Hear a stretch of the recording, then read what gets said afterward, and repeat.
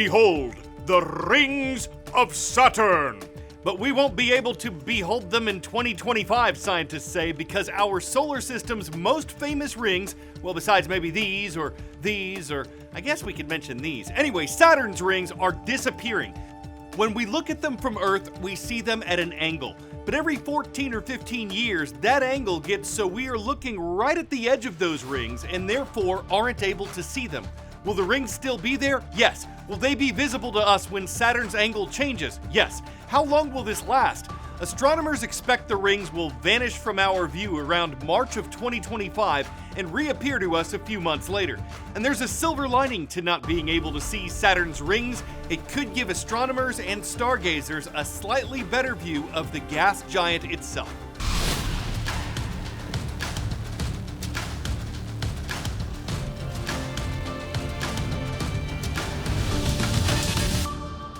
Hi, I'm Carl Azus for The World from A to Z. Veterans Day is being observed today, though the actual holiday is tomorrow, and we have a report on the history of this event coming up in just a minute. Next, though, a quick check of headlines. Fighting has been raging in the Palestinian territory of Gaza as Israeli forces continue operations there against Hamas. That's the group that controls Gaza and launched a terrorist attack against Israel last month. There have been international calls for a ceasefire to protect and get aid to Palestinian civilians in Gaza. But Israel has refused, saying that would only allow time for Hamas to reorganize. However, news broke Thursday that Israel would allow, quote, local pauses for humanitarian aid for civilians in Gaza. Israel says it's not a ceasefire, and the U.S. government says now isn't the time for a ceasefire. But America has been pushing for what it calls a humanitarian pause in the fighting, and it says Israel's decision to allow that is an important step in helping Palestinian civilians. Inside the U.S., it looks like a strike involving Hollywood actors and large TV and film studios is coming to an end. It's been going on for almost 4 months, with the actors pushing for better pay, better job security, and more employment opportunities. But changes in the way Americans watch shows and movies have led to uncertainty and in some cases lower profits for the studios. The two sides did reach a tentative agreement this week though, and if it's ratified by the actors' union, show production could resume early next year. On this date in world history. In the United States, Veterans Day is commemorated on November 11th every year. But because that falls on a Saturday in 2023, the holiday's being observed on November 10th so government employees can have the day off. The event's roots are in World War I. On the 11th hour of the 11th day of the 11th month in 1918, the guns fell silent in the war as the armistice that stopped the fighting took effect. That's why this holiday was originally named Armistice Day, as officials chose to remember that moment as opposed to when World War I officially ended the following June with the Treaty of Versailles. World War I was known as the war to end all wars. Sadly, that's not what it did. 20 years after it ended, World War II broke out, essentially necessitating an even larger mobilization of American troops.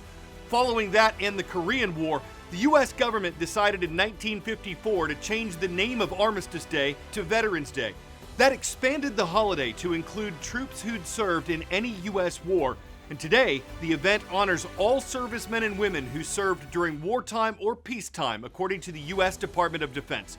One simple way to participate is to thank veterans you know for their service, and our staff at The World from A to Z joins you. We're grateful to America's veterans and their families for the sacrifices you've made. On that note, it's great to have Stanislaus Military Academy watching today. Hello to Mrs. Williams students. Thank you so much for tuning in from Empire in the Golden State of California.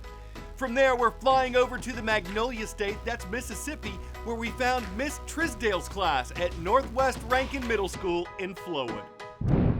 In the Korean War, both world wars, and numerous conflicts likely dating back thousands of years, pigeons have played an important role in carrying news and sometimes saving lives. These animals have been known as homing pigeons, carrier pigeons, messenger pigeons, war pigeons. And while tying a message to one's leg and setting it loose might seem ridiculous with the technology we have today, the airborne couriers are dependable and they're still at work in a state of India. Messenger pigeons were once used as a reliable form of communication in that country. During the British colonial era, they carried messages between police stations in remote areas and allowed on-the-move police units to keep in touch. Today, a police district in the eastern state of Odisha is preserving that tradition.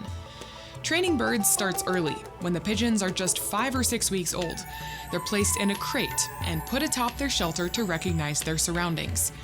Next, they're released a short distance from their home and then over time dropped further and further away. Eventually, they're capable of finding their way back from as far as 16 miles.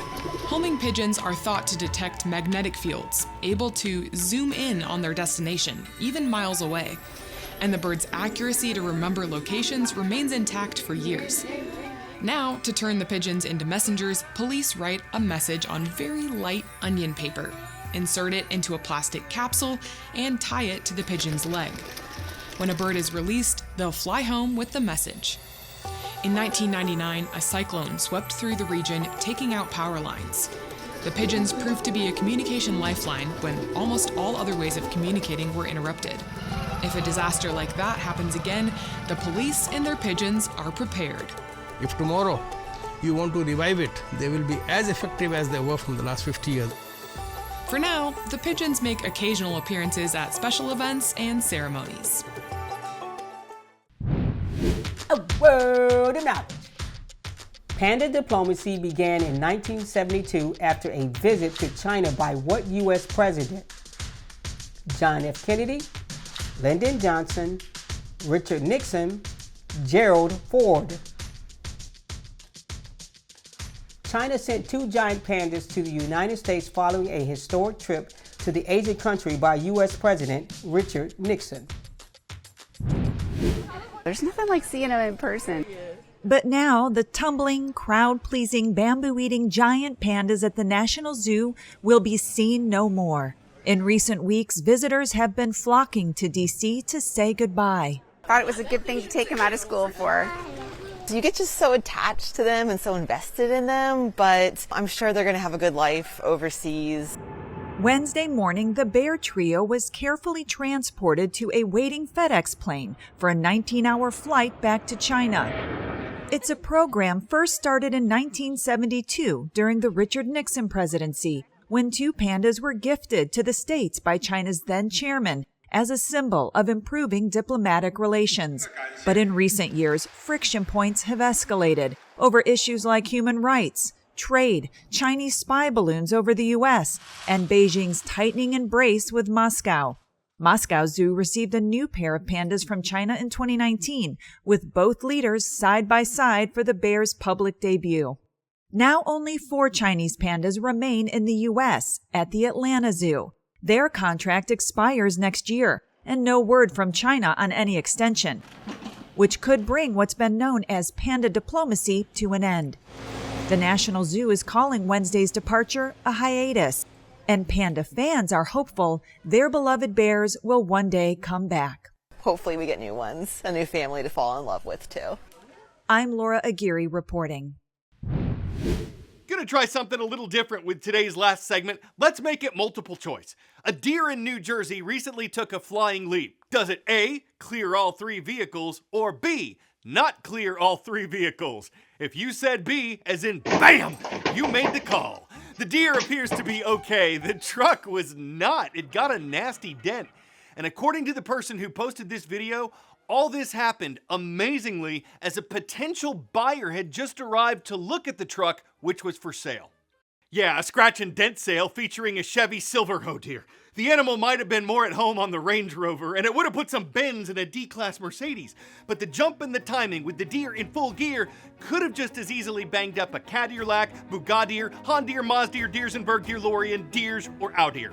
I'm Carl Azus. You are near and dear to my heart. You mean the world to me. We hope you have a great weekend, as Fridays are awesome.